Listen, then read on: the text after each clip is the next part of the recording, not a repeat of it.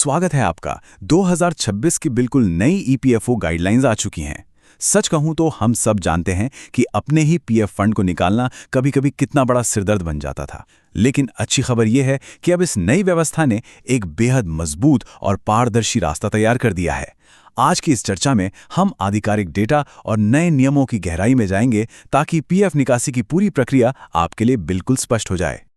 अब सबसे बड़ा सवाल जो अक्सर पूछा जाता है, पीएफ क्लेम बार बार रिजेक्ट क्यों होते हैं?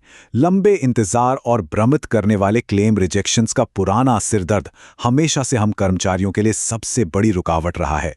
अपनी मेहनत की कमाई को जरूरत के वक्त ना निकाल पाना वाकई बहुत निराशाजनक होता है। तो आखिर इतने क्लेम रिजेक्ट क्यों होते हैं और सबसे जरूरी बात, हम इनसे कैसे बच सकते हैं? तो चलिए, आज हम मुख्य रूप से इन 4 चीजों पर बात करेंगे। पहला, ईपीएफओ 3.0 के शानदार नए फीचर्स। दूसरा, अनिवार्य केवाईसी की तैयारी जो आपको रिजेक्शन से बचाएगी। तीसरा, निकासी की स्टेप बाय स्टेप प्रक्रिया। और अंत में सबसे जरूरी, नए फॉर्म 21 के जरिए अपना 30% टीडीएस कैसे बचाएं। तो आइए शुरू करते हैं। सबसे पहले बात करते हैं ईपीएफओ 3.0 की। यही वो बदलाव है जिसने पूरी तस्वीर बदल दी है। ये डिजिटल ट्रांसफॉर्मेशन इस बात का पक्का सबूत है कि हमारी पुरानी सरकारी व्यवस्था अब आखिरकार कर्मचारियों की सहूलियत के लिए अपडेट हो चुकी है। और इस अपडेट का सबसे शानदार हिस्सा है ये नंबर 3। सोचिए, जहां पहले पीएफ के पैसों के लिए हफ्तों इंतजार करना पड़ता था, वहीं नए ऑटो सेटलमेंट सिस्टम के तहत ऑनलाइन पीएफ क्लेम प्रोसेस होने का समय अब घटकर मात्र 3 वर्किंग डेज रह गया है। जी हां, सिर्फ 3 दिन। ये सच में स्पीड का एक नया स्टैंडर्ड है। बात सिर्फ समय की नहीं है बल्कि अमाउंट की भी है। अगर आपको बीमारी या किसी खास जरूरत के लिए एडवांस चाहिए तो अब 5 लाख रुपए तक के क्लेम पूरी तरह से ऑटोमेटिक मोड में प्रोसेस किए जा रहे हैं। मतलब फाइल को आगे बढ़ाने के लिए किसी भी मानवीय दखल की कोई जरूरत ही नहीं है। सब कुछ सिस्टम खुद करेगा। और एक जो बहुत ही रोमांचक पायलट प्रोजेक्ट शुरू हुआ है वो है डायरेक्ट यूपीआई निकासी। अब आपका पीएफ का पैसा सीधे आपके आधार से जुड़े बैंक खाते में यूपीआई के जरिए क्रेडिट किया जा सकेगा। इसका सीधा सा मतलब है कि जो बैंक के सेटलमेंट में एक्स्ट्रा दिन लगते थे, वो झंझट अब पूरी तरह से खत्म। लेकिन रुकिए, इस पूरी स्पीड का फायदा आपको तभी मिलेगा जब आपकी बुनियादी चीजें सही हों। और यहीं आता है हमारा दूसरा पड़ाव, अनिवार्य केवाईसी। अगर आप रिजेक्शन से बचना चाहते हैं तो क्लेम करने से पहले ये तैयारी बिल्कुल मस्ट है, क्योंकि रिकॉर्ड साफ बताते हैं कि अधूरी या गलत जानकारी ही क्लेम रिजेक्ट होने की सबसे बड़ी वजह होती है। आपके पीएफ खाते के लिए इन 4 केवाईसी दस्तावेजों का 100% मैच होना बहुत जरूरी है। Aadhaar card, PAN card, bank account और आईएफएससी कोड। ध्यान रहे, आधार और बैंक डिटेल्स के बीच नाम की स्पेलिंग में एक अक्षर का भी अंतर या एक गलत आईएफएससी कोड आपकी पूरी की पूरी डिजिटल अप्रूवल प्रक्रिया को वहीं अटका सकता है।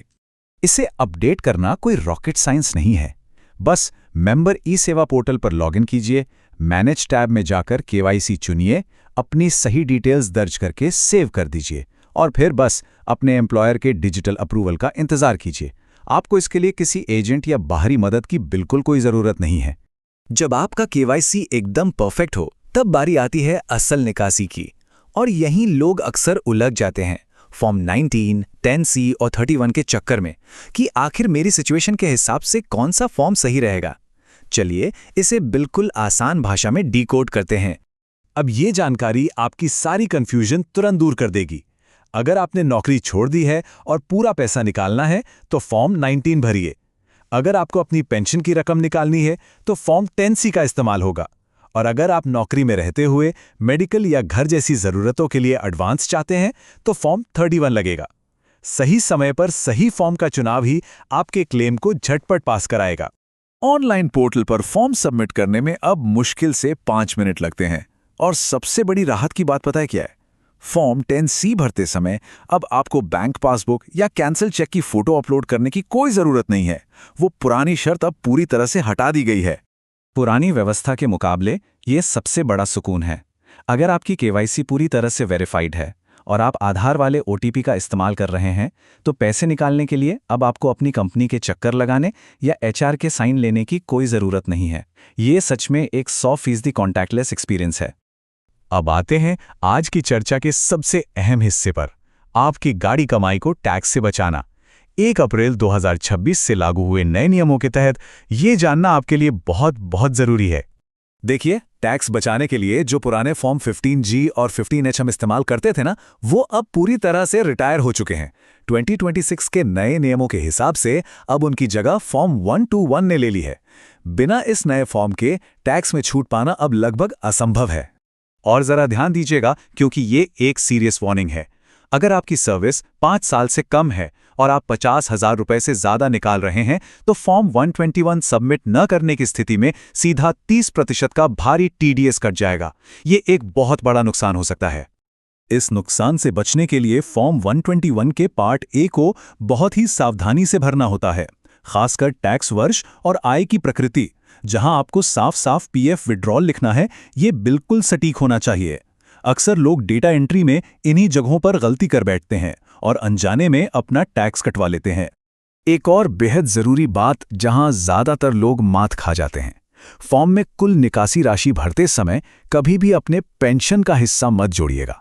आपको सिर्फ अपना यानी एम्प्लॉय शेयर और कंपनी का यानी एम्प्लॉयर शेयर ही जोड़कर कुल राशि लिखनी होती है।